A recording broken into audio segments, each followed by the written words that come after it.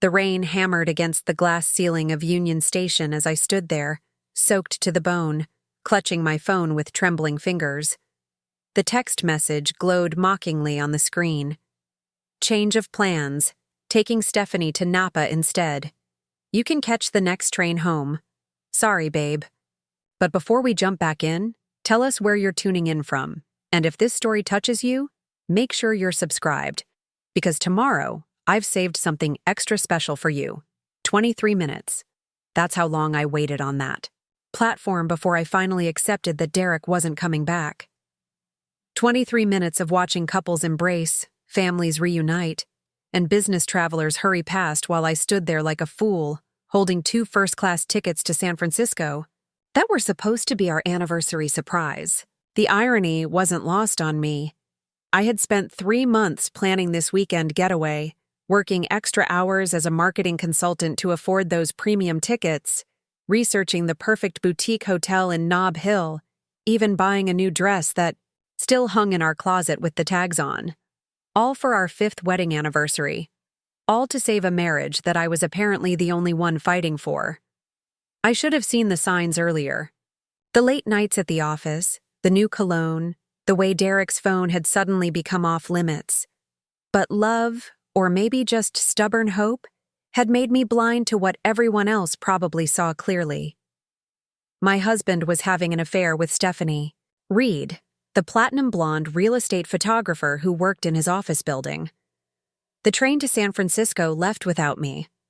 I watched it disappear into the Oregon drizzle, carrying my dreams of reconciliation along with it. Standing in that cavernous station, surrounded by the echoes of other people's journeys, I felt smaller than I had in years. My marriage was over. My savings account was nearly empty thanks to Derek's mysterious expenses.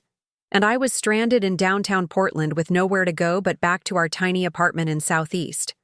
That's when my phone rang.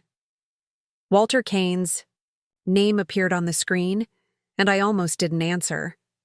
Walter was Derek's elderly client, a retired tech executive who had been trying to sell his West Hills mansion for months. Derek had been handling the listing, though with little success. I couldn't imagine why Walter would be calling me directly. Amanda, dear, I hope you don't mind me calling. Walter's gravelly voice carried through the phone. I tried Derek's number, but it went straight to voicemail. I was hoping you might know where he is. There's been a rather urgent development with the house sale. I closed my eyes, feeling fresh humiliation wash over me. Even Derek's clients were looking for him, and I had no idea where my own husband was. Well, I knew where he was. Somewhere. In wine country with his mistress.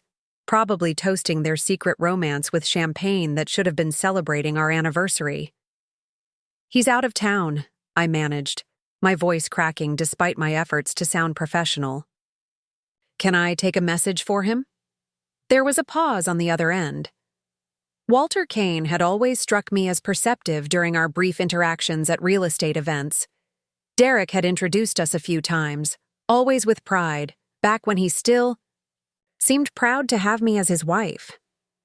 Amanda, forgive me if I'm overstepping, but you sound distressed. Is everything all right? The kindness in his voice nearly broke me. I hadn't heard genuine concern from anyone in weeks.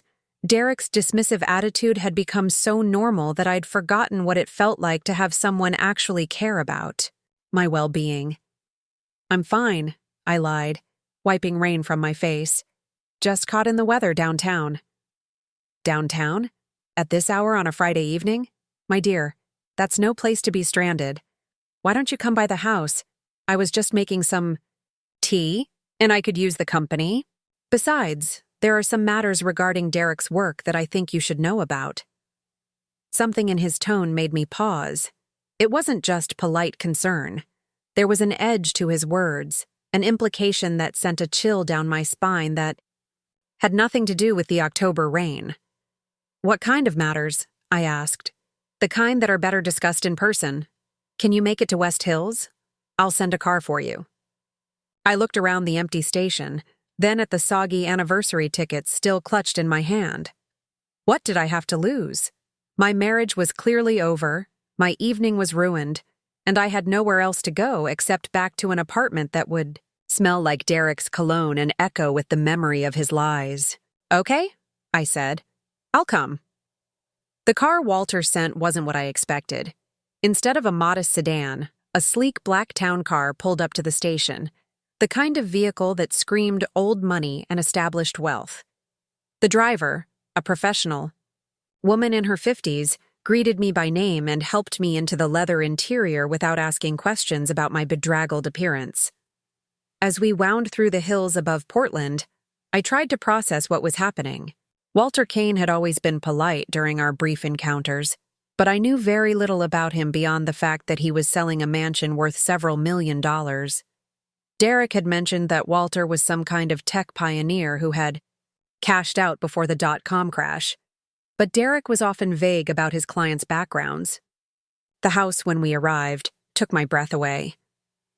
Perched on a hillside with panoramic views of the city below, it was the kind of home I'd only seen in architectural magazines. Floor-to-ceiling windows, clean modern lines, and landscaping that looked like it belonged in a botanical garden. Even in the rain, it was stunning. Walter met me at the door, and I was struck by how different he seemed from the frail elderly man I remembered from real estate showings.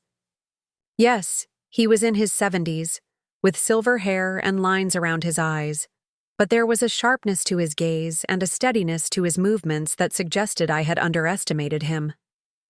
"Amanda, thank you for coming," he said, taking my damp coat. "You look like you could use something warm. Tea, or perhaps something stronger."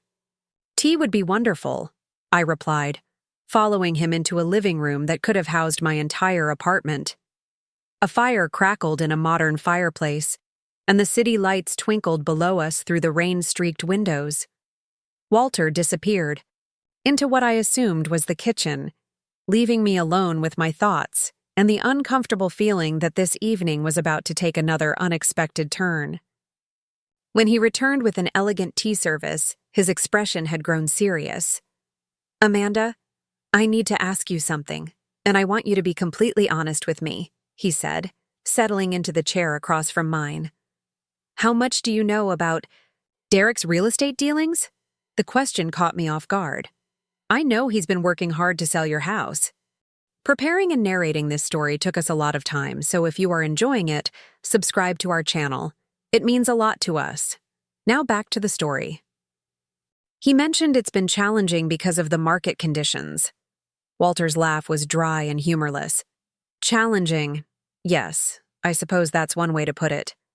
He poured tea into delicate china cups, his movements deliberate and precise. "Amanda, I'm going to tell you something that may be difficult to hear, but I believe you deserve to know the truth." My stomach clenched. After the evening I'd already had, I wasn't sure I could handle any more devastating revelations. But Walter continued, his voice gentle but firm. "Your husband has been stealing from me, systematically and deliberately, for months." The teacup rattled in my hands. "That's impossible. Derek wouldn't do that. He's always been honest in his business dealings." Walter reached for a folder on the coffee table and opened it, revealing a stack of documents. Bank statements, forged signatures, altered contracts. The evidence was laid out with methodical precision. 3 months ago, Derek convinced me to give him power of attorney for certain financial transactions related to the house sale, Walter explained. He said it would streamline the process, make things easier for an old man who didn't understand modern real estate practices. I trusted him. I stared at the papers, my mind struggling to process what I was seeing. Derek's signature appeared on documents authorizing transfers of tens of thousands of dollars, money that had supposedly gone to staging costs, marketing expenses, and property improvements, but had actually been diverted to accounts I didn't recognize. "But this doesn't make sense," I protested. "Why would he risk his career for money? We're not wealthy, but we're not desperate either." Walter's expression grew even more serious. "Amanda, when was the last time you checked your joint bank accounts?" The question hit me like a physical blow. I hadn't checked our finances in weeks, maybe months. Derek had always handled the money, claiming that his real estate background made him better suited for managing our investments and savings. I had trusted him completely. With shaking hands, I pulled out my phone and logged into our banking app. What I saw made the room spin around me. Our savings account, which should have contained nearly $15,000, showed a balance of $312. Our checking account was overdrawn. Credit cards I didn't even know existed were maxed out to their limits. "He's bankrupted us," I whispered, the phone slipping from my numb fingers. Walter leaned forward, his voice kind but urgent. "Amanda, I'm afraid it's worse than that. The money Derek stole from me, it wasn't just for his personal use.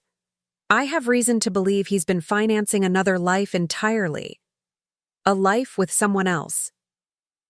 The pieces fell into place with sickening clarity. The expensive restaurants Derek claimed were business dinners. The weekend trips he said were real estate conferences. The designer clothes that had appeared in our closet, too small for me but perfect for someone else, someone like Stephanie Reed. "You knew about her," I said, not really asking. Walter nodded grimly. "I hired a private investigator weeks ago when I started noticing discrepancies in my accounts. The investigation revealed quite a lot about your husband's extracurricular activities, including the fact that he's been telling Ms. Reed that he's separated from you and planning to file for divorce. The betrayal cut deeper than I thought possible. It wasn't just that Derek was having an affair. He had been systematically destroying our life together while building a new one with someone else, using stolen money to fund his deception. "Why are you telling me this?" I asked, tears finally spilling over. "Why not just go to the police?" Walter was quiet for a long moment, studying me with those sharp blue eyes. When he spoke, his voice carried a weight that suggested he was about to offer me something far more significant than sympathy. "Because, my dear Amanda, I believe in justice.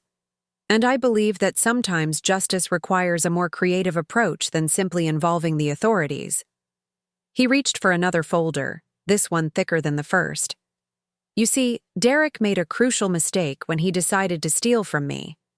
He assumed I was just another elderly victim, too trusting and too frail to fight back." Walter opened the second folder, revealing photographs, financial records, and what appeared to be surveillance reports. The scope of the documentation was breathtaking. "I've spent 40 years in tech, Amanda. I built my fortune by being smarter than my competitors and more ruthless than they expected. Derek has been playing checkers while I've been playing chess." His smile was sharp and entirely without warmth. "The question is, do you want to be a pawn in his game? Or would you prefer to help me teach him what happens when someone underestimates Walter Kane?" I looked at this man I had barely known an hour ago, offering me an alliance I couldn't yet understand. Outside, the rain continued to fall on the city below, washing away the remnants of the life I thought I knew. In that moment, sitting in Walter's elegant living room with the evidence of my husband's crimes spread before me, I felt something shift inside me. The hurt and humiliation were still there, but underneath them, something harder was taking shape. "What did you have in mind?" I asked.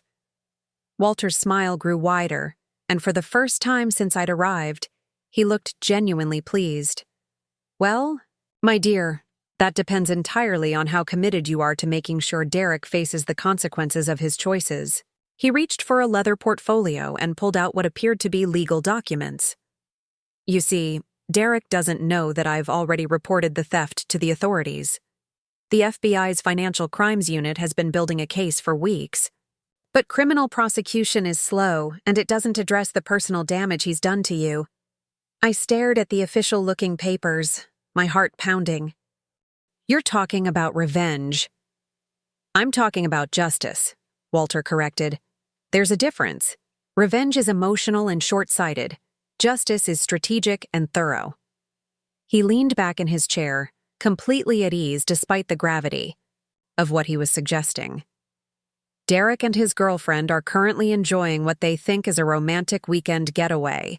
paid for with money he stole from both of us. They have no idea that their entire world is about to come crashing down. But what can we actually do? The legal system will handle the theft charges, but that doesn't help with the humiliation, the destroyed marriage, the fact that I'm now financially ruined. Walter's eyes gleamed with something that might have been anticipation.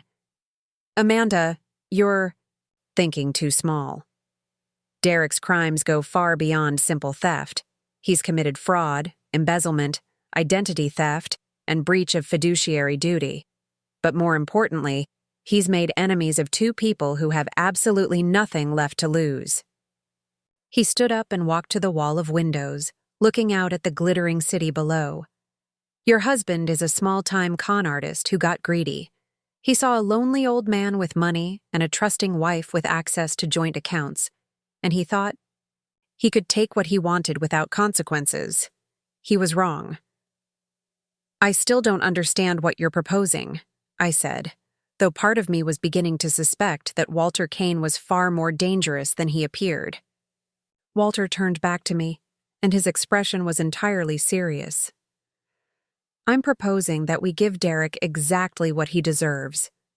Not just legal consequences, but personal ones. I'm proposing that we make sure he loses everything he cares about. Everything he's stolen and everything he thinks he's gained. He returned to his chair and pulled out his phone, scrolling through what appeared to be a series of photographs. Derek and Stephanie are currently at the Auberge du Soleil in Napa Valley. $700 a night, charged to a credit card. That's linked to an account he created using funds he embezzled from me. They're planning to spend the weekend planning their future together. Walter showed me the photos, clearly taken by a professional investigator. Derek and Stephanie laughing. Over dinner, holding hands as they walked through vineyards, sharing a kiss on a hotel balcony. The intimacy in the images was like a knife to my chest, but underneath the pain, anger was building. They think they're untouchable, I said quietly. They are about to learn otherwise, Walter replied. The question is, Amanda, are you ready? To stop being a victim and start being a player in this game? I looked at the evidence spread across the coffee table, at the photos of my husband with another woman, at the bank statements showing our demolished finances. I thought about standing alone in Union Station, abandoned and humiliated, while Derek celebrated his betrayal with stolen money. What would you need me to do? I asked. Walter's smile was sharp and satisfied. First, we're going to make sure Derek's crimes are exposed in the most public and humiliating way possible. Then, we're going to ensure that his new relationship doesn't survive the scrutiny that's coming. And finally, we're going to make sure you're not just financially whole, again, but significantly better off than you were before. He reached for a business card and slid it across the table. Tomorrow is Saturday. Derek and Stephanie will be returning from Napa on Sunday evening, expecting to continue their deception. But by Sunday night, their world will be completely different. I picked up the card. It was heavy stock, expensive printing, with just a name and phone number. Charles Brennan, attorney at law. Charles is going to help us with the legal aspects of what we're planning, Walter explained. But the real work, the creative work, that's going to be up to us. You still haven't told me exactly what we're going to do, I pointed out. Walter leaned forward, his eyes bright with anticipation. We're going to orchestrate Derek's complete downfall. Professional, personal, and financial. And we're going to do it in a way that ensures he never recovers from the damage he's caused. The rain had stopped while we were talking, and the Bom d'Or city lights below sparkled clearly through the windows. I felt a strange sense of clarity settling over me, as if the storm outside had somehow washed away my confusion and left behind something harder and more focused. When do we start? I asked. Walter stood up and extended his hand to me. My dear Amanda, we already have. Saturday morning arrived with crisp autumn sunshine streaming through the floor-to-ceiling windows of Walter's guest suite. I had slept, better than I had in months, which seemed impossible given the circumstances. Perhaps it was the Egyptian cotton sheets, or maybe it was the first time in years that I felt like someone was genuinely on my side. Walter had insisted I stay the night rather than return to the apartment I shared with Derek. The guest room was larger than our entire living space, complete with an ensuite bathroom that felt like a luxury spa. But more than the physical comfort, there was something profoundly reassuring about being in a space where Derek had never been, surrounded by Walter's quiet confidence and strategic mind. I found Walter in his study at 8 in the morning, already dressed in a crisp button-down shirt and slacks, surrounded by multiple computer screens and stacks of documents. He looked up when I entered, offering me a warm smile that transformed his entire face. "Good morning, Amanda. I trust you slept well?" He gestured to a coffee service set up on a side table. "I took the liberty of ordering some breakfast. We have a busy day ahead of us." As I poured myself coffee from what was clearly an expensive Italian espresso machine, Walter began outlining our strategy. His approach was methodical, almost clinical in its precision.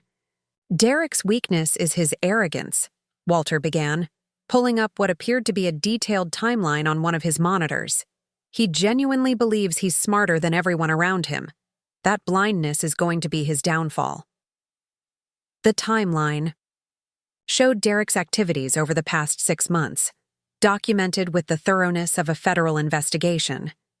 Meeting locations, financial transactions, communications with Stephanie, even photographs of them together at various restaurants and hotels throughout Portland and beyond. "How did you gather all this information?" I asked, amazed by the scope of the documentation. Walter's smile was enigmatic. "When you've spent 4 decades in tech, you learn that information is power. I have contacts in many industries, and Derek hasn't been as careful as he thinks." He clicked to another screen. "For instance, did you know that he's been telling Stephanie that you two are already divorced? He's shown her forged papers indicating that your marriage was dissolved 3 months ago." The revelation hit me like a physical blow. It wasn't enough for Derek to cheat and steal. He had to erase me entirely from his narrative, rewriting our history to make his affair seem legitimate. "She has no idea she's sleeping with a married man," I said quietly. "None whatsoever. In fact, according to my sources, Derek has proposed to her. They're planning to announce their engagement when they return from Napa." Walter's expression grew serious. "Which brings us to the first phase of our operation." He pulled out his phone and showed me a series of social media posts from Stephanie's Instagram account. Photos of champagne glasses, vineyard views, and romantic dinners, all tagged with location markers and timestamps. Derek appeared in several of the images, though Stephanie had been careful not to tag him directly. "Public documentation of adultery and fraud," Walter noted with satisfaction. "They're creating evidence against themselves with every post, but we're going to help them create even more." Walter explained that his private investigator, a former FBI agent named Patricia, was currently in Napa Valley documenting Derek and Stephanie's activities. But more than just gathering evidence, she was strategically positioning herself to capture specific moments that would be crucial for our plan. At 3 o'clock this afternoon, Derek is scheduled to meet with a potential investor about a development project in Southeast Portland, Walter continued. Except the investor doesn't exist. Patricia set up the meeting using a false identity, and Derek took the bait immediately. I stared at Walter, beginning to understand the sophistication of what he was orchestrating. "You're manipulating his schedule." "I'm giving him opportunities to reveal his true character," Walter corrected. "The meeting is at a restaurant in downtown Napa, very public, very visible. Patricia will be there with recording equipment, documenting Derek's willingness to defraud yet another victim." Walter showed me the fabricated investor profile that had been used to lure Derek into the meeting. A supposedly wealthy widow looking to invest in Oregon real estate, complete with financial statements and references that would check out under casual inspection. "Derek's greed will do the rest," Walter said. He'll pitch her on fake properties, inflate prices, promise returns that don't exist, all while his supposed fiancée waits back at their romantic hotel, posting pictures of their stolen weekend on social media. The plan was diabolical in its elegance. Derek would be simultaneously documenting his adultery on social media while attempting to commit additional fraud, all under the watchful eye of a professional investigator. What happens when he realizes the investor is fake? I asked. Walter's smile was sharp. He won't, at least not until it's too late. Patricia is very good at her job. She'll string him along just enough to get what we need, then disappear. Derek will think he's found another victim, but he'll actually be providing us with evidence of criminal intent. While Derek was being manipulated in Napa, Walter and I had our own tasks in Portland. Our first stop was Charles Brennan's law office located in a gleaming tower in the Pearl District. Charles turned out to be a man in his 60s with silver hair and the kind of quiet authority that suggested he was accustomed to handling complex, high-stakes cases. Walter has explained the situation, Charles said as we settled into his conference room. I've reviewed the evidence of embezzlement, and frankly, Derek Hayes is looking at serious federal charges, but I understand you want to pursue additional remedies. Charles spread out a series of legal documents across the mahogany table. Divorce papers, asset protection filings, and what appeared to be the framework for a civil lawsuit. The criminal case will take months, possibly years to resolve, Charles explained. During that time, Derek will likely attempt to hide assets, destroy evidence, and manipulate the narrative. We need to move quickly to protect Amanda's interests and ensure Derek can't cause additional damage. The first document was a petition for immediate separation and asset freezing. Once filed, it would prevent Derek from accessing joint accounts, selling shared property, or making any major financial decisions without court approval. But won't this tip him off that I know what he's been doing? I asked. Charles exchanged a glance with Walter. Not if we time it correctly. Walter has suggested we file these papers on Monday morning, immediately after Derek returns from his romantic weekend. The timing will create maximum impact and confusion. Walter leaned forward, his expression intent. By Monday morning, Derek will be dealing with multiple crises simultaneously. The FBI will be executing search warrants on his office and home. His affair will be publicly exposed. His business relationships will be in ruins. And he'll discover that his wife has not only divorced him, but taken steps to recover every stolen dollar. The scope of the coordinated attack was breathtaking. Derek would go from thinking he had successfully orchestrated his escape from R.E. marriage to facing complete personal and professional destruction, all in the span of a few hours. There's one more element, Walter said, his tone suggesting he had saved the best for last. I've taken the liberty of purchasing Derek's debts. I looked at him blankly. What does that mean? Charles answered, consulting his notes. Your husband has been financing his lifestyle with credit cards, personal loans, and lines of credit. The total debt exceeds $80,000, much of it secured against future commissions and business income that he's unlikely to earn, once his criminal activities are exposed. Walter's smile was predatory.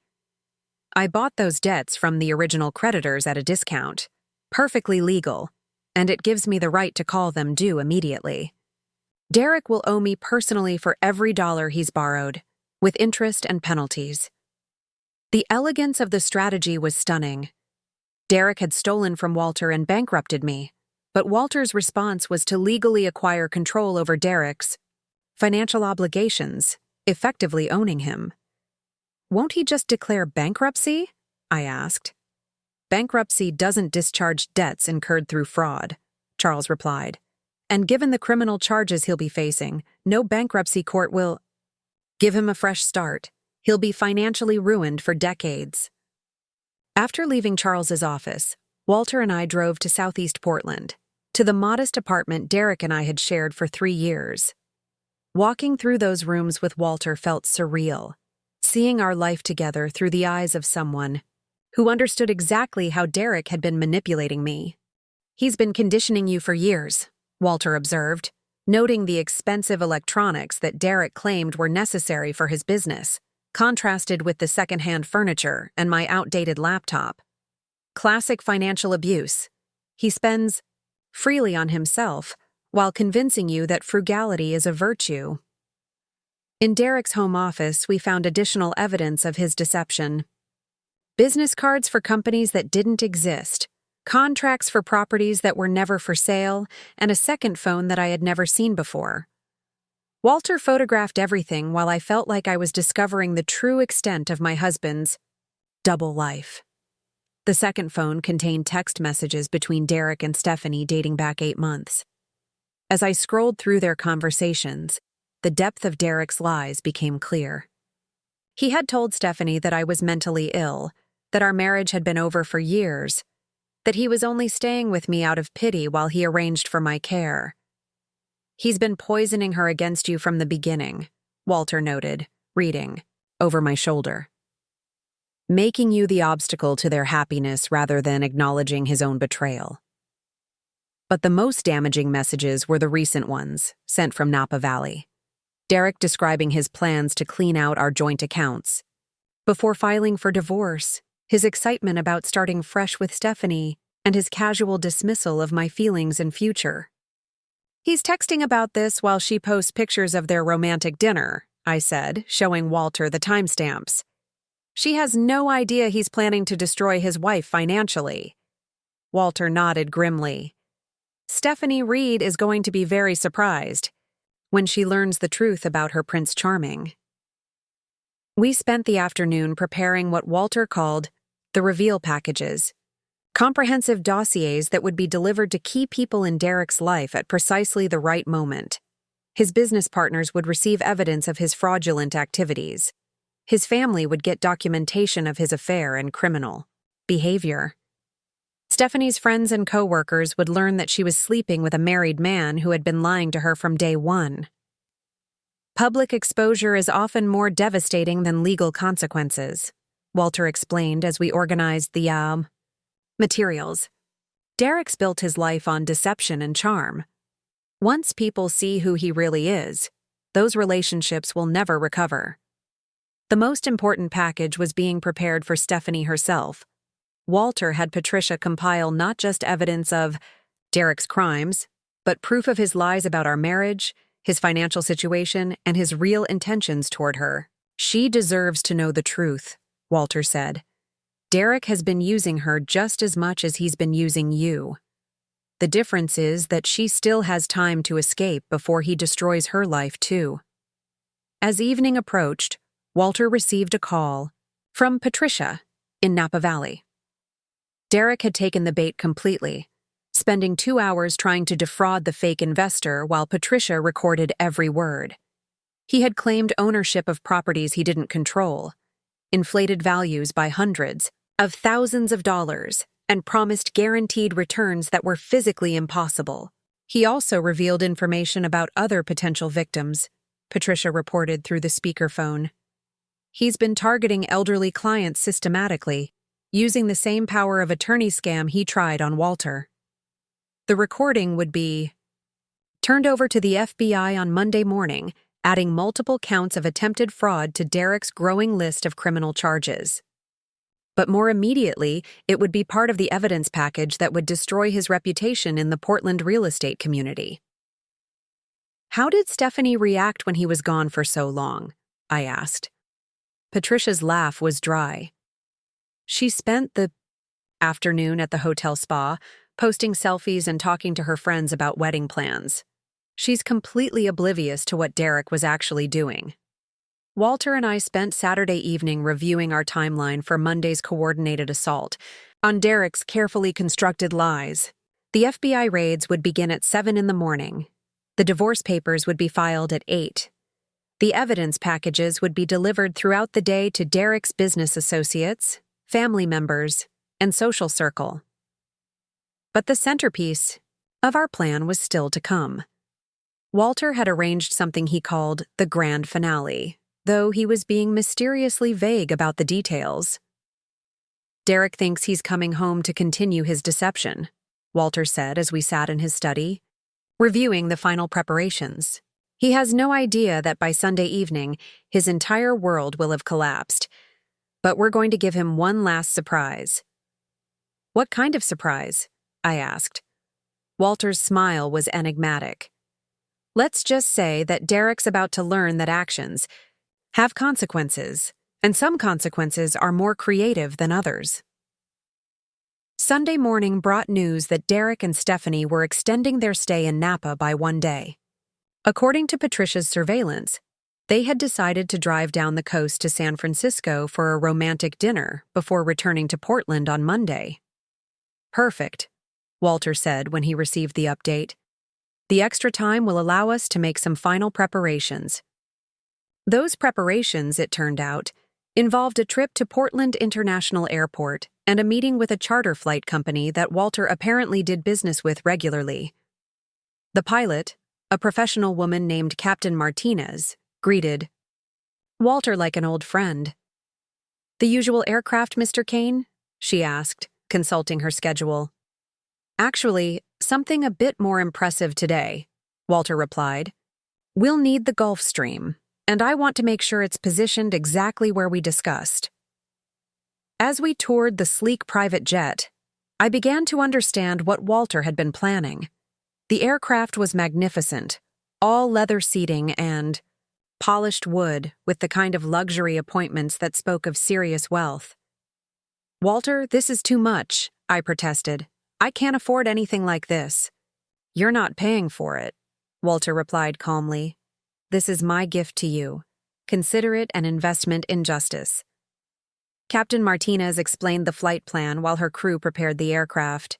We would depart Portland on Monday evening, flying to San Francisco to arrive at precisely the moment Derek and Stephanie were scheduled to land at SFO from their drive down the coast. "The timing has to be perfect," Walter emphasized. "Derek needs to see you stepping off this jet at exactly the moment he realizes his world has fallen apart." Sunday evening brought final confirmations from all our various accomplices. Charles had the divorce papers ready for filing. Patricia had documented Derek's entire weekend of infidelity and attempted fraud. The FBI had confirmed they would execute search warrants first thing Monday morning. "Are you ready for this?" Walter asked as we reviewed the timeline one last time. I thought about Derek's text message abandoning me at Union Station, about the empty bank accounts and forged documents, about the months of lies and manipulation. I thought about Stephanie's Instagram posts celebrating their stolen weekend while I had stood alone in the rain. "I've never been more ready for anything in my life," I said. Walter nodded with satisfaction. "Then let's give Derek Hayes a Monday he'll never forget." The morning would bring chaos and consequences in equal measure. Derek's carefully constructed house of lies was about to collapse, and this time, I wouldn't be the one left standing in the wreckage. This time, I would be the one walking away. With dignity, justice, and the satisfaction of knowing that some betrayals carry a price that can never be fully paid. But first, Derek would have to face the music. And Walter Kane had composed quite a symphony of consequences for him to dance to.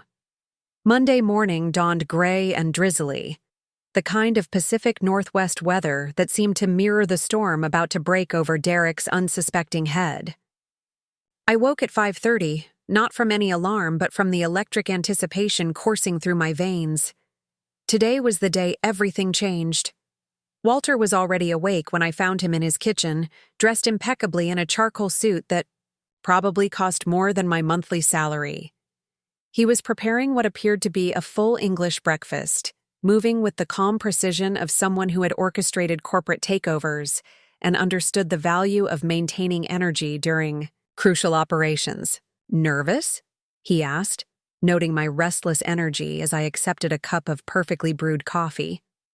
"Terrified," I admitted, but also excited. "Is that wrong?"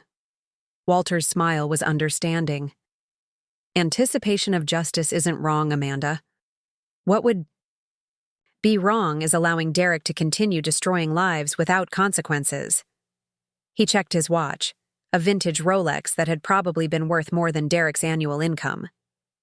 The FBI team should be arriving at Derek's office in approximately 90 minutes. The precision of the timing still amazed me. Walter had coordinated with federal agents, attorneys, private investigators, and various other professionals to ensure that Derek's day would unfold with devastating efficiency. Every element had been planned to create maximum impact and prevent any possibility of Derek escaping consequences through his usual charm and manipulation. At exactly 7:15, Walter's secure phone buzzed with a text from Special Agent Rebecca Torres, the FBI investigator handling Derek's case. Warrants executed. Subject not present at office location. Proceeding to residential address. I felt a moment of panic. What if he's already back from San Francisco? What if he's at our apartment right now? Walter remained calm. Patricia, confirmed their location an hour ago. They're still in their hotel in Union Square, probably having room service breakfast and planning their romantic drive up the coast. Derek has no idea what's waiting for him. The next update came at 7:45. The FBI had entered our apartment with a search warrant, accompanied by a locksmith and a forensic accountant.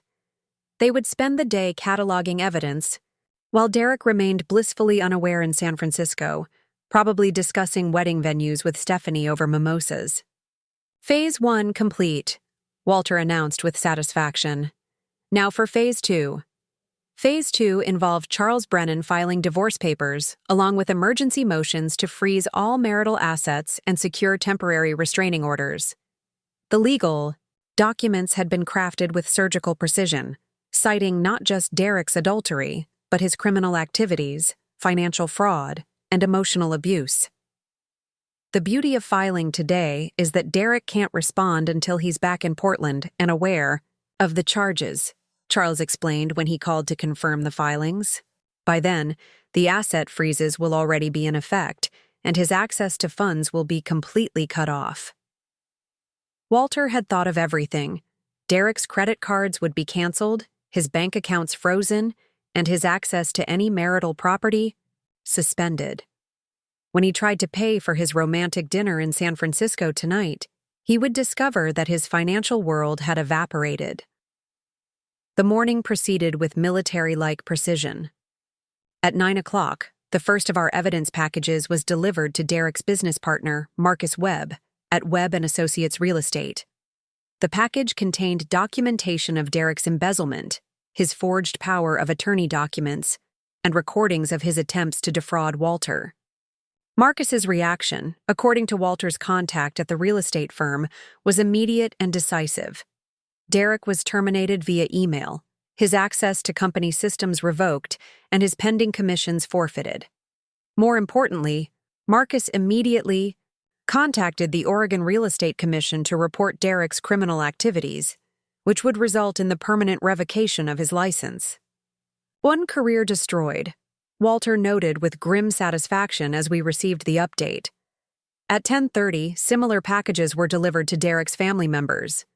His parents, who had always treated me with polite but distant courtesy, received comprehensive evidence of their son's adultery and criminal behavior.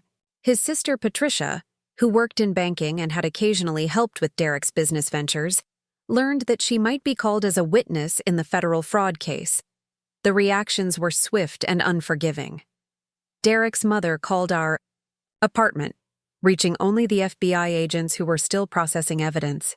His father sent an email to Derek's business account, which had already been suspended, expressing his shame and disappointment. Patricia immediately contacted her own attorney to ensure she wouldn't be implicated in her brother's crimes. Family. Relationship severed, Walter observed as we monitored the responses. Derek's support network is crumbling by the hour. But the most crucial delivery was happening in San Francisco, where Patricia, our private investigator, had finally arranged to meet Stephanie Reed face-to-face. The meeting was scheduled for 11 o'clock at a coffee shop near Stephanie's hotel, ostensibly to discuss a photography project for one of Patricia's fictional clients. Walter and I waited anxiously for Patricia's report. Everything depended on Stephanie's reaction to learning the truth about Derek. If she chose to stand by him despite the evidence, Derek would still have one ally. But if she realized she had been deceived and manipulated, Derek would face his downfall completely alone. The call came at 11:45. Patricia's voice was professionally neutral, but I could hear satisfaction underneath her clinical tone. Mission accomplished. Subject was initially defensive but became increasingly distressed as evidence was presented. She's currently in her hotel room, making phone calls and packing her belongings. Did she believe the evidence? Asked. She demanded to call Derek immediately to confront him about the lies. I advised her that might not be wise, given that he's about to be arrested on federal charges. That's when the reality really hit her. Patricia explained that Stephanie's reaction had been a mixture of horror, embarrassment, and genuine anger. The woman Derek had been courting with stolen money and false promises was not the calculating mistress I had imagined, but another victim of his manipulation. She had no idea he was still married, Patricia reported. He showed her forged divorce papers months ago. She's been planning their wedding, believing she was engaged to a successful real estate entrepreneur, not a criminal who was bankrupting his actual wife. Walter leaned back in his chair, looking pleased. Derek's romantic weekend is about to become very unromantic. The next update confirmed Patricia's assessment.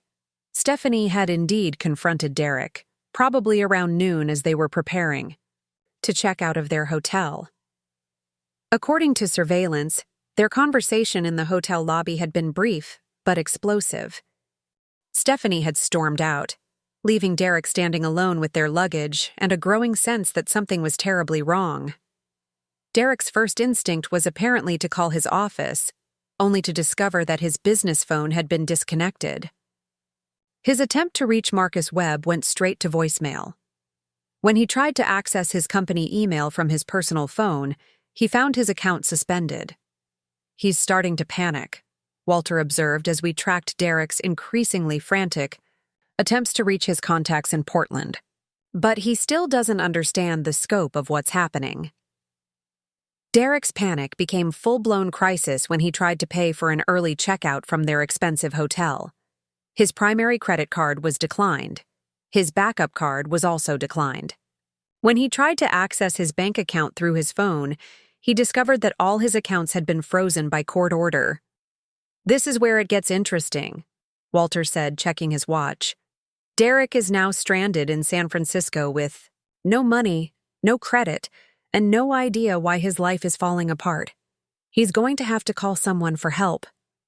That someone turned out to be his sister Patricia, who was still reeling from the evidence package she had received that morning. According to Walter's contact, who was monitoring Derek's communications, the conversation was brief and brutal. Patricia informed Derek that she knew about his crimes, that the FBI was searching his apartment, and that she would not be providing any assistance to a brother who had brought shame on their family. Derek's next call was to his parents, with similar results. His mother, who had spent years bragging about her successful real estate agent's son, was too devastated and angry to offer help. His father was more direct, telling Derek not to contact the family again until he had made amends for his criminal behavior. Complete social isolation achieved, Walter noted as we received updates on Derek's increasingly desperate attempts to find allies. No family support, no business relationships, no romantic partner, and no financial resources. Derek Hayes is now truly alone with the consequences of his choices. But Walter wasn't finished. The afternoon brought what he called the public education phase of our operation. Evidence packages were delivered to Derek's social circle, his former clients, and his professional associations. Within hours, Derek's criminality was common knowledge throughout Portland's real estate community. The Oregon Real Estate Commission issued an emergency suspension of Derek's license pending investigation. 3 former clients filed complaints, alleging fraud and misrepresentation. The Better Business Bureau received multiple reports documenting Derek's unethical practices. By 3 o'clock, Derek Hayes was professionally radioactive in every industry where he might hope to work. Social media is particularly unforgiving, Walter observed as we monitored the online reaction to Derek's exposure. Several people had shared screenshots of Stephanie's Instagram posts from the weekend, contrasting her romantic photos with the news of Derek's criminal charges. The comments were savage and spreading rapidly. Derek's attempts to manage the crisis from San Francisco were pathetic and increasingly desperate. He tried posting his own social media statements claiming innocence and blaming unspecified enemies for a conspiracy against him. The posts received immediate pushback from people who had seen the evidence, including screenshots of his own text messages planning to defraud additional victims. "He's making it worse for himself," I observed as Derek's online presence became a liability rather than an asset. "Narcissists always do," Walter replied. "They can't accept responsibility, so they keep digging the hole deeper." By 4 o'clock, Derek had apparently accepted that he needed to return to Portland immediately to manage the crisis. Patricia reported that he had purchased a bus ticket using cash he probably borrowed from other hotel guests, since his credit cards remained useless. The bus would take 8 hours, arriving in Portland around midnight. "Perfect timing," Walter said with satisfaction. "Derek will spend the entire trip wondering what he's going to face when he gets home, but he won't be able to do anything about it." Walter and I spent the late afternoon making our own final preparations. Our flight to San Francisco was scheduled to depart at 6 o'clock, time to arrive just as Derek's bus was pulling into the Portland terminal. But first, we had one more stop to make. The storage unit Derek had rented under a false name contained the evidence of his most personal betrayals. Wedding rings he had purchased for Stephanie using stolen money, expensive jewelry and clothing bought for his mistress while telling me we couldn't afford basic necessities, photo albums documenting their relationship while he was still pretending to work on our marriage. "He was building an entire alternate life," I said, looking at the contents of Derek's secret storage unit. "Planning to disappear from our marriage and emerge as someone completely different." Walter nodded grimly. "Men like Derek don't just cheat or steal. They create elaborate fantasies where they're the hero of their own story, and everyone else is expendable." We photographed everything in the storage unit, adding the images to our evidence files. But Walter had a special plan for the engagement ring Derek had bought for Stephanie, a gaudy 3-carat diamond that had cost more than most people's annual salary. "This particular item is going to play a starring role in tonight's performance," Walter said, carefully placing the ring in a velvet box. As we drove to Portland International Airport, I felt a strange mixture of emotions. The day had been a stunning success in terms of dismantling Derek's life and exposing his crimes. Justice was being served with mathematical precision, but underneath the satisfaction, I felt something else, a kind of melancholy for the life I had thought we were building together. "Second thoughts?" Walter asked, noticing my quiet mood. "Not about what we're doing," I said. "But I keep thinking about the woman I was Friday night, standing in Union Station, still believing that Derek and I had a future together. She seems like a different person now."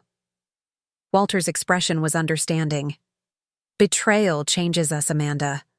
The question is whether it makes us bitter and smaller, or stronger and wiser. You've chosen strength and wisdom." The private jet was waiting for us at the charter terminal, gleaming under the airport lights like something from a movie. Captain Martinez greeted us with professional warmth, confirming that everything was prepared for our flight to San Francisco. "The timing is critical," Walter reminded her as we boarded. "We need to arrive at SFO at exactly 11:35. "Understood, Mr. Kane. We'll have you on the ground with 5 minutes to spare." As the Gulf Stream lifted off from Portland, I looked down at the city lights below and thought about Derek, probably sitting on a Greyhound bus at that very moment, desperately trying to understand how his carefully constructed world had collapsed in a single day.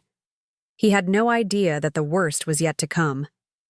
Walter opened a bottle of champagne as we reached cruising altitude, pouring 2 glasses of Dom Perignon that probably cost more than Derek's bus ticket. "To justice," he said, raising his glass. "To new beginnings," I replied. Below us, the lights of the Pacific coast stretched endlessly toward San Francisco, where Derek Hayes was about to receive the final lesson in consequences that Walter Kane had so carefully orchestrated. The man who had abandoned me at a train station was about to discover what it felt like to be truly abandoned, with nowhere to run and no one to save him from the reckoning he had earned. The flight to San Francisco gave Walter time to explain the final details of what he called the crescendo. Derek would arrive at Portland's bus station to find FBI agents waiting with arrest warrants. But before that happened, he would witness something that would make it clear that his victims had not only survived his betrayal, but thrived because of it. "The private jet isn't just about luxury," Walter explained as we descended toward San Francisco Bay. "It's about power. Derek needs to see that while he was playing small-time con games, he was dealing with people who operate on a completely different level."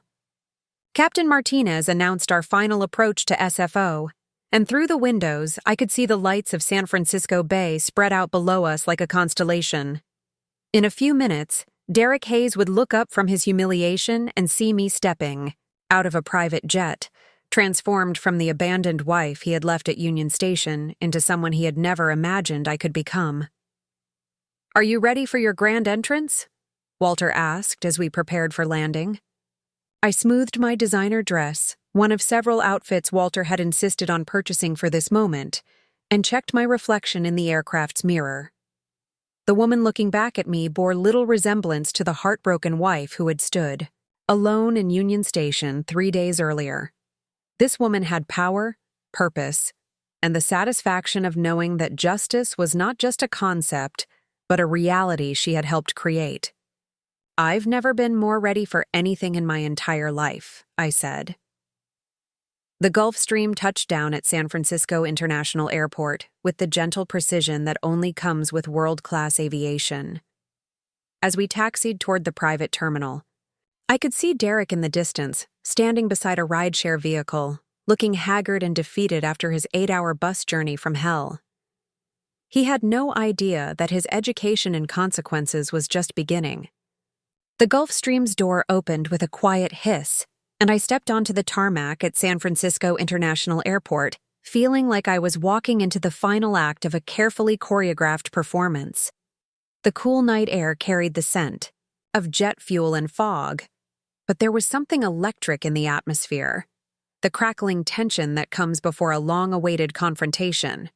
Walter emerged behind me, adjusting his cufflinks with the casual confidence of a man who had just orchestrated the complete destruction of another human being's life in the span of a single day. The ground crew treated us with the deference reserved for serious wealth, their movements efficient and respectful as they handled our minimal luggage. Through the floor-to-ceiling windows of the private terminal, I could see Derek standing near the passenger pickup area, his shoulders hunched against the San Francisco chill. Even from a distance, his posture screamed defeat. The confident, charming man who had abandoned me at Union Station had been replaced by someone who looked lost and desperate. "He's been standing there for 20 minutes, Walter observed, consulting a text message from Patricia. Apparently, his rideshare driver canceled when Derek's credit card was declined for the 4th time tonight. He's been trying to borrow money from strangers to pay for a taxi. The image of Derek, who had once prided himself on his smooth professional demeanor, reduced to panhandling for cab fare, struck me as poetic justice. This was the man who had stolen our life savings to fund romantic weekends with another woman, now unable to afford basic transportation. Walter handed me the velvet ring box containing Derek's engagement ring for Stephanie, the 3-carat symbol of his betrayal that had cost more than I earned in 6 months. "Remember, timing is everything. We want maximum psychological impact." As we walked through the private terminal, I caught sight of my reflection in the polished marble walls. The woman looking back at me was transformed. The designer black dress Walter had insisted on purchasing fit perfectly, elegant without being flashy. The confidence in my posture was new, born from 3 days of discovering my own strength and watching justice unfold with mathematical precision. We emerged from the terminal into the passenger pickup area, and I saw the exact moment Derek noticed us. His face went through a series of expressions so rapid they were almost cartoonish.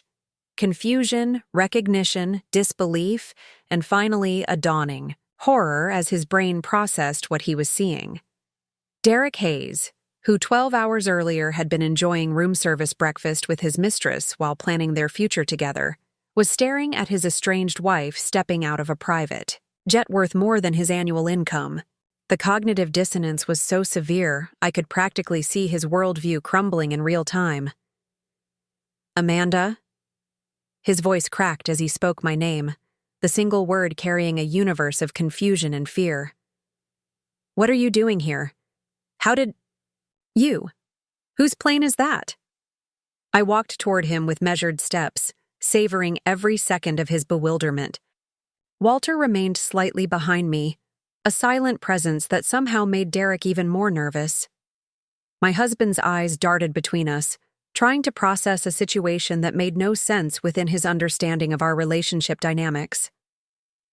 "Hello, Derek," I said calmly, stopping just close enough that he could see the expensive fabric of my dress, the professional styling of my hair, the quiet confidence that radiated from every aspect of my appearance.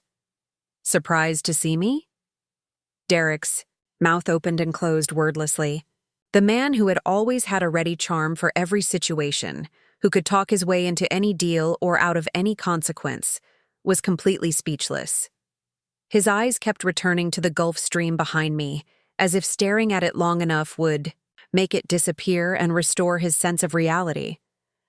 "I don't understand," he finally managed. "How are you here? Where did you get the money for all this?" He gestured helplessly at the private jet, my transformation, the obvious wealth that surrounded me. Walter stepped forward then, his presence immediately commanding Derek's attention. "Good evening, Derek. I believe you've been trying to reach me about some urgent business matters." The color drained from Derek's face as recognition dawned. Walter Kane wasn't just his elderly client anymore. He was something far more dangerous, something Derek had catastrophically underestimated. "Mr. Kane," Derek stammered, his sales training kicking in automatically even as his world continued to collapse. "I can explain everything. There's been some kind of misunderstanding. My accounts were frozen, my credit cards canceled. Someone's made terrible accusations." Walter's smile was cold and precise.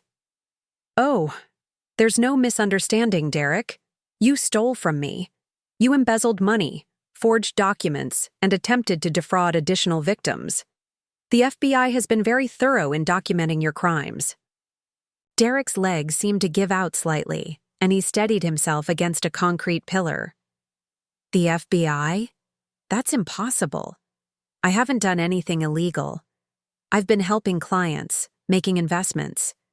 You've been a common criminal," I said, quietly, my voice cutting through his denials like a blade. "And not even a competent one." I opened the velvet ring box and held it out so Derek could see the engagement ring he had purchased for Stephanie with stolen money. His eyes widened as he recognized it, understanding immediately that we knew everything about his secret life. "Stephanie asked me to return this to you," I continued, enjoying the way Derek flinched at his mistress's name. "She was quite upset when she learned that you're still married to me. Apparently, those divorce papers you showed her were forgeries. She had some very strong words about men who lie to vulnerable women."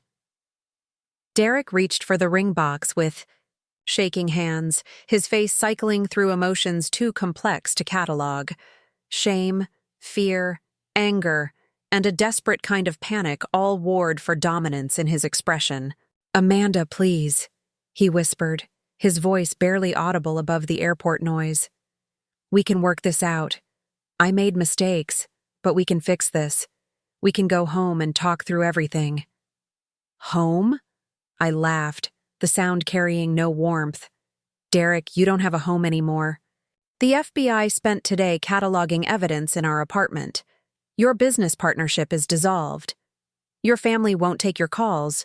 Your fiancé has abandoned you. And your wife, well, your wife has moved on to better things.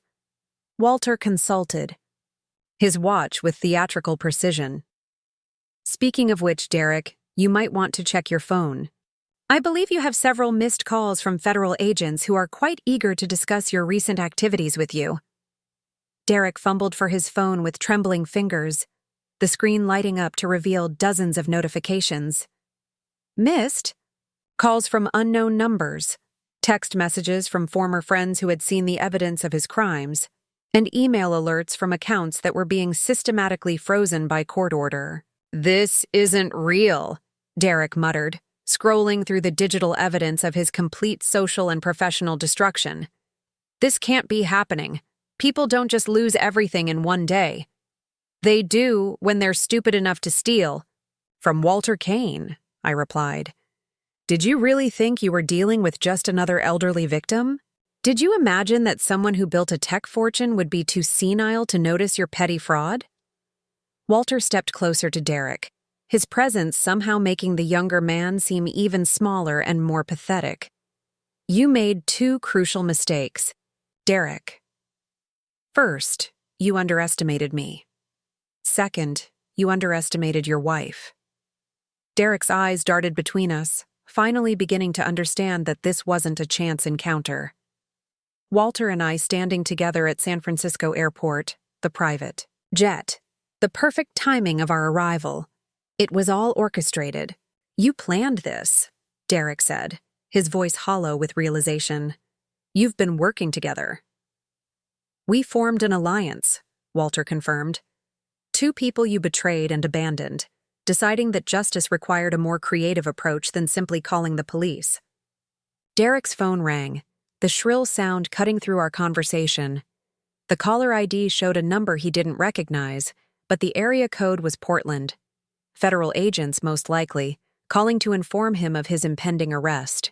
He declined the call, but immediately another one came through. Then a text message that made his face go white as he read it. Then another call from a different Portland number. "They're closing in," I observed. "Your bus ride gave them plenty of time to prepare a proper welcome home celebration." Derek looked up from his phone, his expression desperate. "Amanda, please. I know I hurt you. I know I made terrible choices. But we loved each other once. That has to count for something." The plea might have moved me a week ago, back when I still believed in the version of Derek that had never really existed. But standing there in my designer dress, having spent 3 days discovering my own strength and watching justice unfold, I felt nothing but cold satisfaction. "We never loved each other, Derek. You loved what I could provide. Stability, support, someone to manage your household while you pursued your real interests. And I loved an illusion, a character you performed when it was convenient." I stepped closer to him, close enough that he could see the absolute certainty in my eyes. "But I want to thank you, Derek. Abandoning me at Union Station was the best thing you ever did for me. It freed me to discover who I really am when I'm not trying to save a marriage to a man who was never worth saving." Derek's phone buzzed with another call, this one from his mother. He declined it automatically, his focus entirely on our conversation, as if somehow the right words could undo the complete destruction of his life. "What happens now?" he asked, his voice barely a whisper. Walter answered, his tone carrying the finality of a judge delivering a sentence. "Now you face the consequences of your choices. The FBI is waiting for you in Portland with arrest warrants for embezzlement, fraud, and identity theft. Your business license has been permanently revoked. Your family has disowned you. Your girlfriend has abandoned you. And your wife has divorced you while securing every asset you thought you could steal." Derek stared at Walter, then at me, then at the private jet that represented wealth and power so far beyond his comprehension that he was still struggling to process it. "How much?" Derek asked suddenly. "How much is he paying you to do this to me?" The question was so fundamentally wrong, so completely missing the point, that I actually laughed. Derek, you still don't understand. Walter isn't paying me anything. We're partners, allies, two people you wronged who decided that justice required precision and creativity. But you're nobody, Derek said, desperation making him cruel. You're a freelance marketing consultant who can barely pay rent. You don't have this kind of power. Walter's expression darkened at Derek's words, and I saw a flash of the steel that had built his fortune. Your wife, Derek, is someone you never bothered to truly know. While you were playing small-time con games, she was demonstrating the intelligence, loyalty, and strategic thinking that make her exactly the kind of person I want as an ally. Derek's phone rang again, and this time he answered it automatically. The voice on the other end was professional and authoritative, clearly law enforcement. Derek's face went pale as he listened to whatever was being said. Yes, I understand, he said finally. I'll surrender myself when I return to Portland. He ended the call and looked at us with the hollow expression of someone who has finally accepted the scope of their defeat.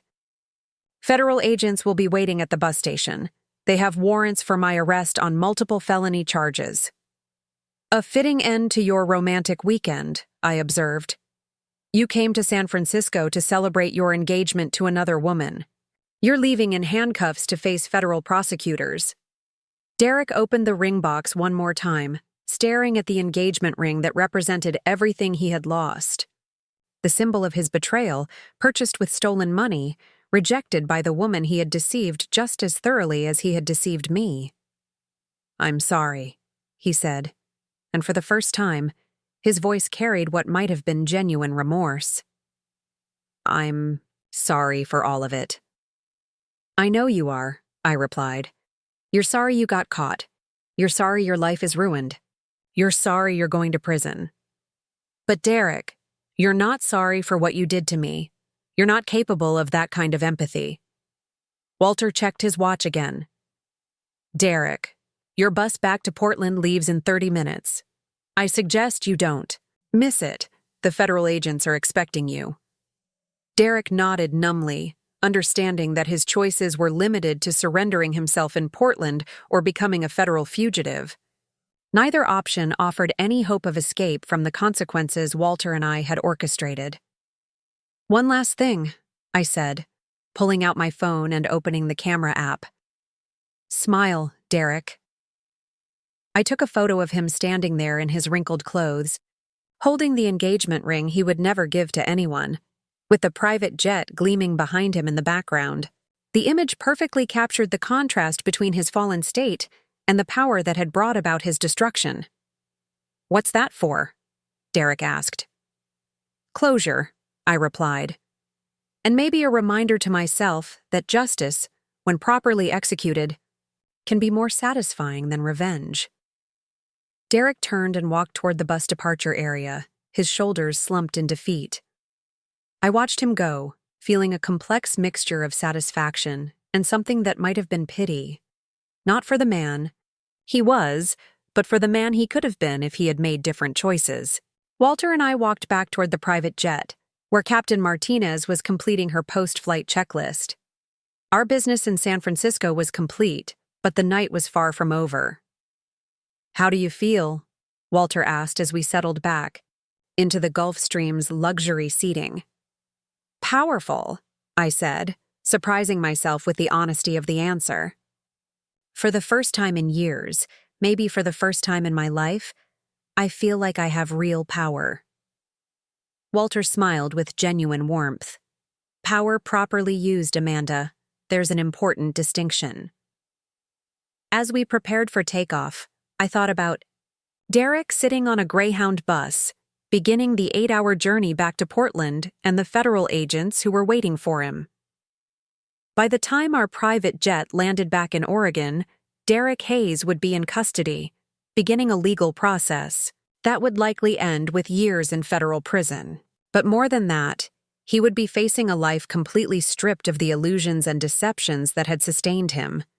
No more charm to rely on, no more victims to exploit, no more elaborate lies to maintain.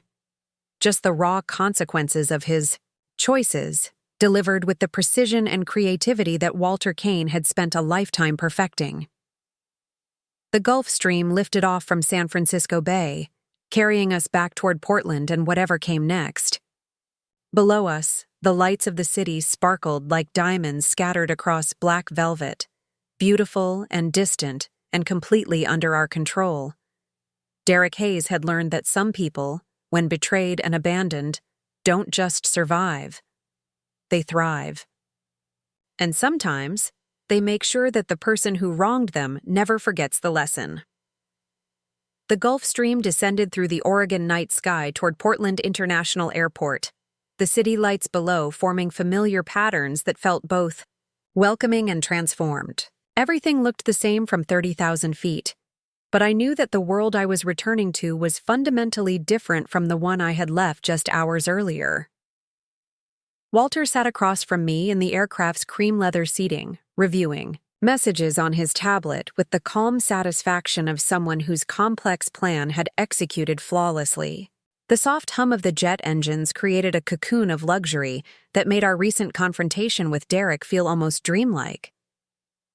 Patricia confirms that Derek made his bus connection, Walter reported, not looking up from his screen. He should arrive in Portland around 6:30 this morning. Federal agents will be waiting. I nodded, feeling a strange emptiness where I expected vindication to be. The confrontation at San Francisco Airport had provided closure, but now that the adrenaline was fading, I found myself wondering what came next. For 3 days, my entire focus had been on bringing Derek to justice. Now that goal was essentially accomplished, leaving me face to face with the rest of my life. Having second thoughts? Walter asked, his perceptive blue eyes studying my expression. Not about Derek, I said carefully. He deserves everything that's coming to him. But I keep wondering who I am now that I'm not Derek's wife, not someone defined by trying to save a doomed marriage. Walter set aside his tablet and leaned forward with the focused attention he brought to important conversations. Amanda, you've spent the past 72 hours demonstrating exactly who you are. You're someone with the intelligence to recognize deception, the courage to seek justice, and the strength to rebuild from complete betrayal. That person existed before Derek, and she'll thrive long after he's nothing but an unpleasant memory. As we touched down in Portland, I felt the symbolic weight of returning home transformed. The woman who had stood abandoned at Union Station on Friday evening was gone forever, replaced by someone I was still discovering but already respected. The private terminal at PDX was quiet at this late hour, our footsteps echoing on polished floors as we walked toward the exit. Walter's town car was waiting, the same professional driver who had collected me from Union Station when my world was falling apart. "Where to, Mr. Kane?" she asked as we settled into the leather interior. "The Heathman Hotel," Walter replied. "Amanda will be staying in the penthouse suite tonight." I started to protest the expense, but Walter held up a hand. "Your apartment is still a federal crime scene, and even when it's released, you shouldn't have to return to a space filled with Derek's lies. Consider this the first night of your new life." The Heathman's penthouse suite was more luxurious than any space I had ever inhabited. Floor-to-ceiling windows offered panoramic views of the city, and the furnishings spoke of understated elegance rather than flashy wealth. Walter had arranged for a complete wardrobe to be delivered, along with personal care items and everything I might need to begin rebuilding. "This is too much," I said, overwhelmed by the generosity. Walter's expression was serious. "Amanda, Derek stole more than money from you. He stole years of your life, your confidence, your sense of self-worth. Material comfort can't replace those things, but it can provide the foundation for rebuilding them." He handed me an envelope, thick with documents. "Charles has prepared everything you'll need. The divorce is being fast-tracked given Derek's criminal activities. The asset recovery will take longer, but preliminary estimates suggest you'll recover. Not just what Derek stole, but additional damages for emotional distress and fraud." I opened the envelope to find bank statements, legal papers, and what appeared to be investment documents. The numbers were staggering, representing not just recovered funds, but the kind of financial security I had never imagined possible. Walter?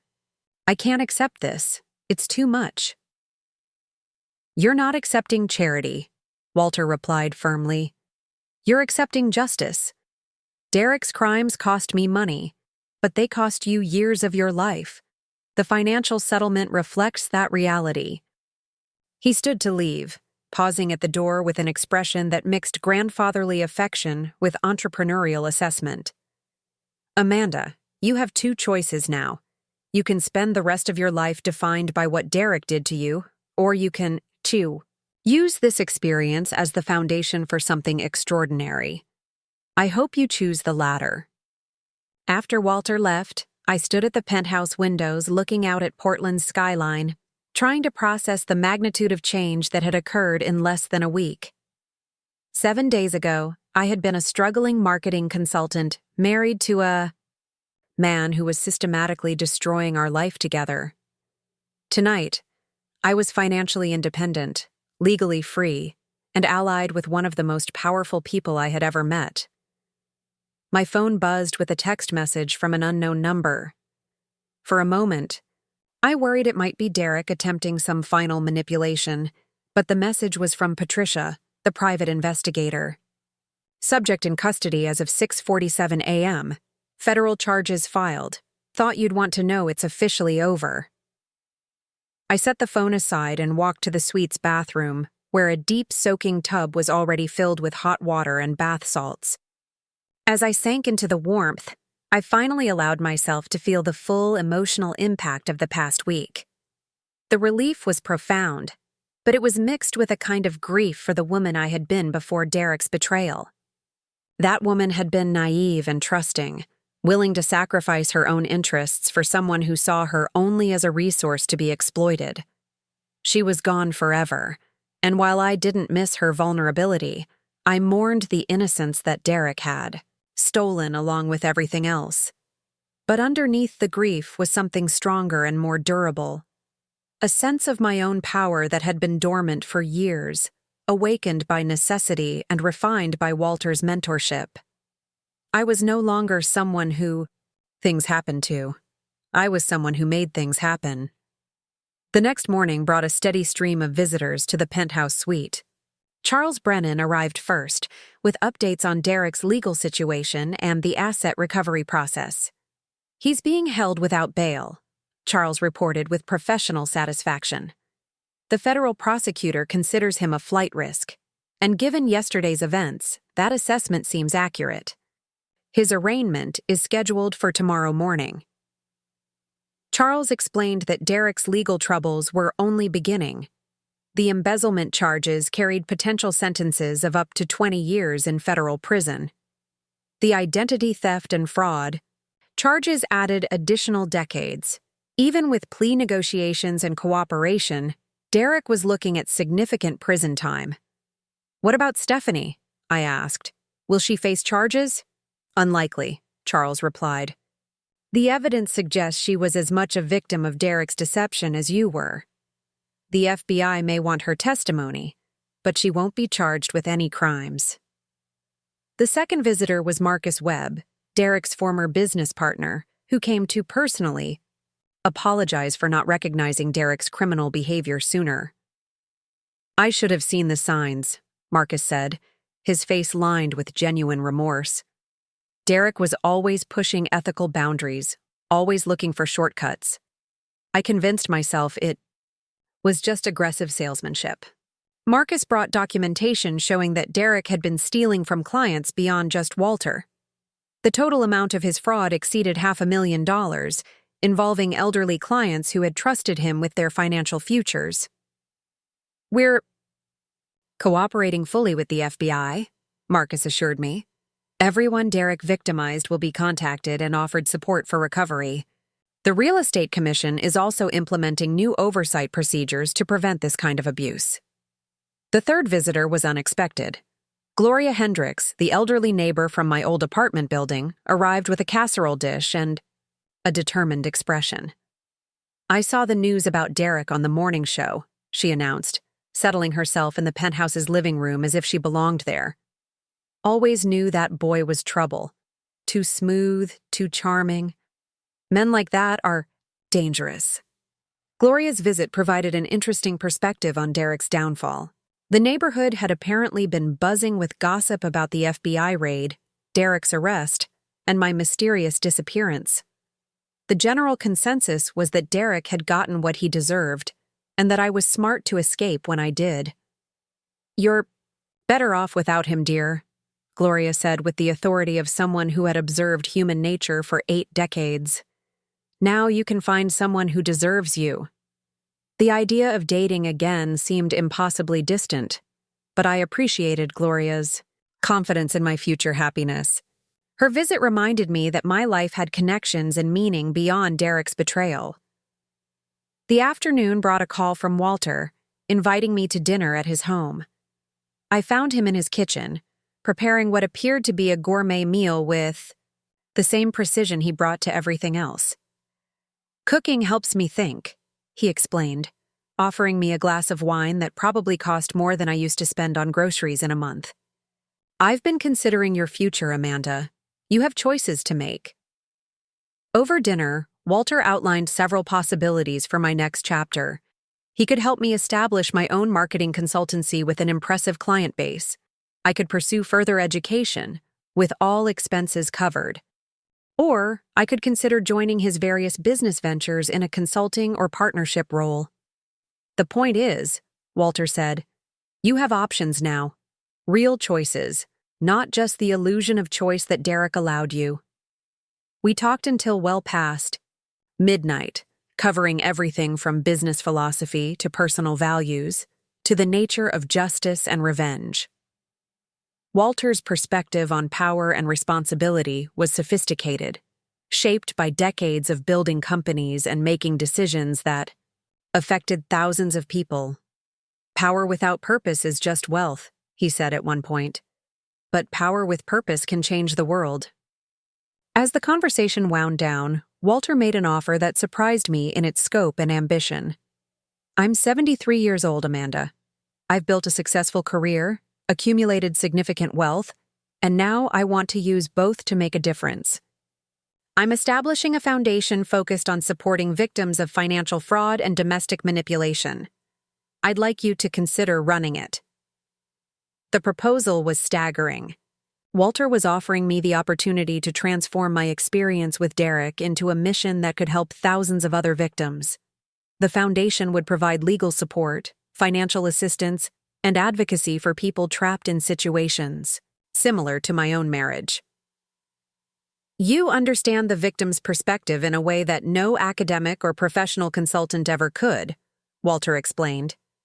"You've lived through the gradual erosion of self-worth, the financial manipulation, the social isolation. That experience, combined with your intelligence and newfound strength, makes you uniquely qualified to help others escape similar situations." I spent the next several days considering Walter's offer while dealing with the practical aspects of rebuilding my life. The FBI released my apartment, but Walter was right that returning to that space felt impossible. Instead, I hired a service to pack my personal belongings and donate everything else. The media attention around Derek's arrest was intense, but brief. Local news covered the story as a cautionary tale about financial fraud, while social media buzzed with speculation about his victims and accomplices. I avoided most of the coverage, focusing instead on the legal proceedings and my own healing process. Derek's arraignment was a somber affair. I attended as a victim witness, sitting in the courthouse gallery while Derek appeared in Orange Jail, clothing, shackled and flanked by federal marshals. The confident, charming man I had married was completely gone, replaced by someone who looked broken and defeated. When the judge read the charges, Derek's face remained expressionless, but I could see him absorbing the reality of his situation. Multiple felony counts, decades of potential prison time, and no realistic prospect of avoiding conviction given the overwhelming evidence against him. His attorney, a court-appointed public defender, entered a plea of not guilty, but the gesture felt perfunctory. Everyone in the courtroom knew Derek was guilty. The only question was how long he would spend in prison. As Derek was led away in shackles, he turned and looked directly at me for the first time since our confrontation in San Francisco. His expression was unreadable, but there was something in his eyes that might have been acknowledgement. Not apology, exactly, but recognition that I had proven to be far more formidable than he had ever imagined. After the hearing, I met with federal prosecutors to discuss my victim impact statement and potential testimony at Derek's eventual sentencing. They were professional and sympathetic, treating me as a crucial witness rather than just another victim. Cases like this often hinge on the victim's willingness to speak truth to power, the lead prosecutor explained. Your courage in exposing Derek's crimes will help ensure justice for all his victims. That evening, I called Walter and accepted his offer to run the foundation. The decision felt right in a way that transcended rational analysis. Derek's betrayal had taught me about the vulnerability of isolation and the power of strategic alliances. Now I could use those lessons to help others avoid or escape similar situations. The Wayne Cain Foundation for Economic Justice was established with an endowment of $50 million and a mission to support victims of financial fraud, domestic economic abuse, and elder exploitation. Our first offices were located in downtown Portland, with plans to expand to other cities as our work developed. My first hire was Patricia, the private investigator who had helped document Derek's crimes. Her experience with surveillance and evidence gathering would be invaluable for helping other victims build cases against their abusers. Our second hire was Charles Brennan's daughter, a social worker specializing in domestic violence cases. Her understanding of the psychological aspects of abuse complemented Patricia's investigative skills and my own experience as a victim. Within 6 months, the foundation was receiving dozens of requests for help each week. Stories of elderly people being defrauded by family members, spouses discovering systematic financial betrayal, business partners stealing from their colleagues. Each case reminded me of my own experience while reinforcing the importance of our work. Derek's sentencing hearing took place on a gray February morning, almost exactly 1 year after he had abandoned me at Union Station. I delivered my victim impact statement to a packed courtroom, describing not just the financial damage Derek had caused, but the emotional and psychological trauma of discovering that my marriage had been built on lies. Derek Hayes didn't just steal money, I told the judge.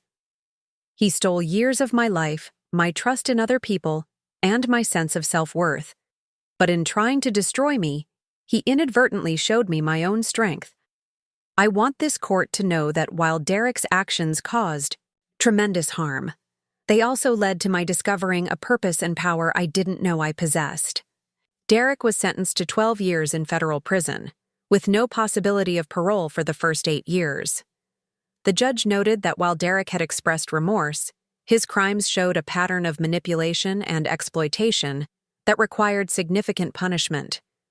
As Derek was led away to begin his sentence, I felt a complex mixture of satisfaction and closure.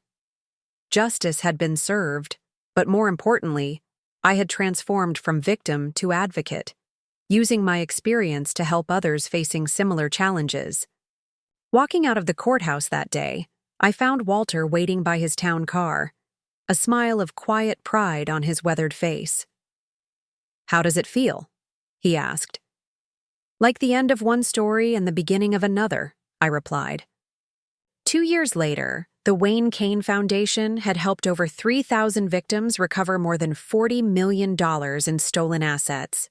We had testified before Congress about the need for stronger financial protections for vulnerable populations. I had written a book about recognizing and escaping economic abuse that became a bestseller and established me as a national expert on the subject. Derek remained in federal prison, where, according to reports from his attorney, he was working as a tutor in the prison's education program. Whether his apparent rehabilitation was genuine or just another performance was impossible to know, but it no longer mattered to my life.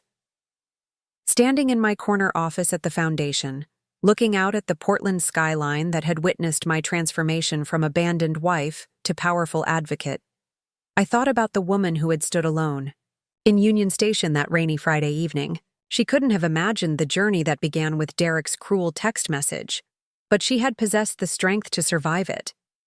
The private jet that had carried me to confront Derek now served the foundation, transporting legal teams to help victims across the country.